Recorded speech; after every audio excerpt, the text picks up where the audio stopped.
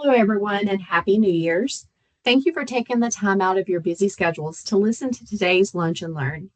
Today, we're going to cover Medicare Incident 2 Billing Rules. My name is Jennifer Kastner Thomas, and I'm the Coding Director here at SENTA Partners.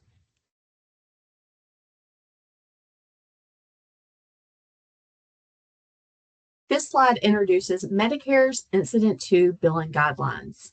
Medicare has very specific rules that must be met for services to be billed incident to a physician. While some commercial payers follow Medicare's approach, others have their own policies, so requirements can vary by payer. The purpose of this module is to focus specifically on Medicare's rules so everyone has a clear understanding of when incident to billing is appropriate and compliant. Incident 2 refers to services or supplies that are provided as a direct part of a physician's professional care. However, the service is being performed by an APP instead of a physician. These services must be commonly furnished in a physician's office and are tied to the diagnosis or treatment of an illness or injury.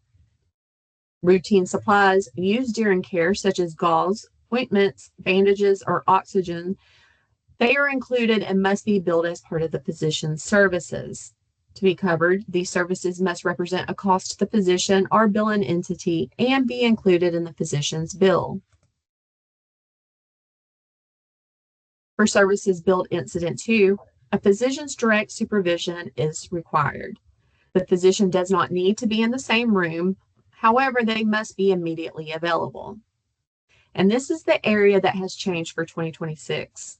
The previous Incident 2 guidelines defined direct supervision as the provider being immediately available and within the office suite. However, updated rules now allow direct supervision as being immediately available in person or available via real-time two-way audio and video. However, not audio only, and all of this is outlined in 42 CFR 410.26. Also, Incident 2 rules do not apply to services with a 10 or a 90-day global surgery period. If these services are provided by an APP, then the claim should be billed out under the APP, not the physician.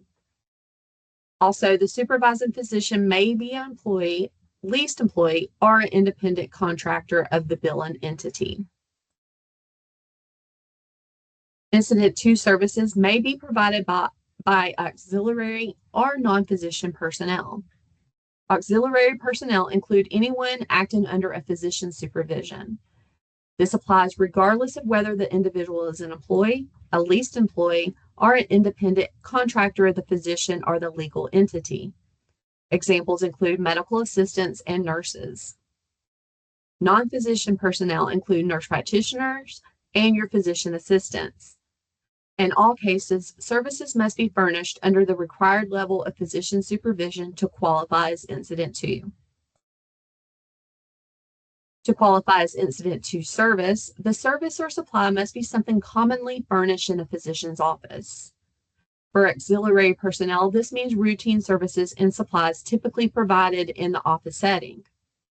For non-physician personnel, such as your APPs, the service must also be commonly furnished in the physician's office and may include services ordinarily performed by a physician, such as minor procedures with a 0-day global period and basic treatments or diagnostic activities, as long as they fall within the non-physician scope of practice. In all cases, the services must meet Incident 2 requirements, including the appropriate physician supervision. This slide explains how we determine whether a service qualifies as Incident 2 the physician service.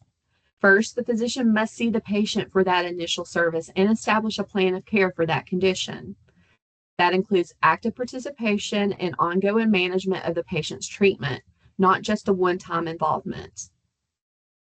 Only subsequent visits that follow and implement that established plan of care may be billed Incident 2, and that's only if the direct supervision requirements are met. If the patient is new or presents with a new problem, the APP can still see the patient. However, the service will need to be billed out under the APP's name. If any incident 2 requirements are not met, the service should instead be billed out under the APP. Also, a signature alone is not supportive of incident 2. The other incident 2 items that I just previously mentioned must also be met. Now we're going to briefly test your knowledge. For scenario A, patient Z presents with a new onset cough and a right ear pain on 1/5 and is seen by the physician who diagnoses the patient with right otitis media and upper respiratory infection. The physician instructs the patient to take the antibiotics as instructed and follow up in 10 days. The patient presents to the follow-up appointment on 1/15 and is seen by the nurse practitioner and has no new complaints. What information is needed to determine if data service 115 can be billed out as incident 2? The answer is the presence of direct supervision. If a physician was available immediately, either personally or via audio video, then the supervision requirements have been met. If direct supervision requirements have not been met, and since the patient is following up on a condition that has already been addressed at a previous visit with an MD, and there are no new problems nor changes in the treatment plan, then in this case, as long as that supervision requirement has been met, then yes, this follow-up visit for 115 can be billed out under the supervising physician's name instead of the nurse practitioner. So what does that mean? That means when we bill these services out under the physician's name, we will receive 100% of the Medicare physician fee schedule versus if we bill it out under the APP's name, we will receive 85% of that reimbursement. So it makes a financial difference depending on who the billing provider is on the claim. So touching again on the scenario A, yes, as long as there was supervision requirements were met where the physician was either immediately available in person or via audio video, then yes, in this case, this visit can be billed out as incident 2. Scenario B, we have the same scenario, except in this case, the patient is followed up on 115 with a nurse practitioner who decided to change the antibiotics because the originally prescribed antibiotic does not seem to be working. Can this visit be billed out as incident 2? No, the answer is no, because the nurse practitioner changed the dose. Unless the physician created a plan of care on 1/5 instructing this a future potential change in medication, then it cannot be billed as incident 2. Remember, to support billing as incident 2, a previous plan of care must have been established. In other words, if any independent decision making is occurring by the APP, it is no longer considered incident 2. And now we have scenario C. Patient Z presents for a follow-up on 1/30 with a nurse practitioner to follow up on allergic rhinitis, which was previously treated by one of the physicians in the group. The patient has no new complaints, and the nurse practitioner advised the patient to continue their current treatment regimen. The supervising physician stepped out for lunch during this visit. Can this visit be billed out under incident 2? Well, under the previous incident 2 rules, it would be no, because the physician, prior to 2026, the physician had to be immediately available within the office suite.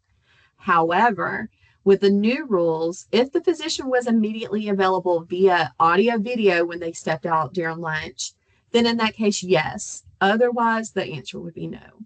So again, in this case, the scenario supports incident 2. The supervising physician requirements, questionable, depending if that physician who stepped out during the lunch that was supervising, if they were immediately available via audio video.